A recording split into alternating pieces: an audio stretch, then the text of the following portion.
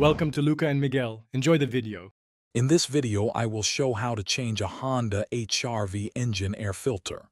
This is a simple maintenance task you can do yourself, saving time and money. First, make sure your engine is completely cool to avoid any burns. Then, locate the air filter housing, usually a black plastic box, on the passenger side of the engine bay. Now let's open the air filter housing. You'll typically find 2 to 4 metal clips around the perimeter. Unclip these first.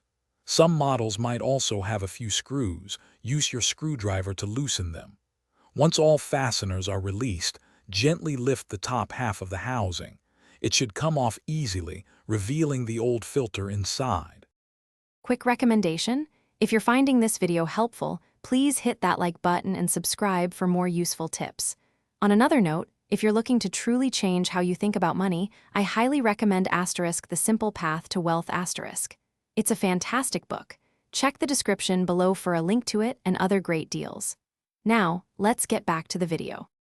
With the housing open, you can now remove the old air filter. Simply lift it straight out. Take a moment to inspect it. You'll likely see accumulated dirt and leaves. This visual check helps confirm it was time for a change. Also, pay attention to how the old filter was seated, as the new one needs to go in the same way. Now, take your new Honda HR-V engine air filter and carefully place it into the housing.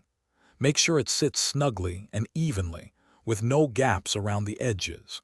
Once the new filter is properly seated, align the top cover and press it down. Re-engage all the clips and tighten any screws you loosened earlier to secure it. Thanks for watching and please subscribe. It's the best investment you'll ever make.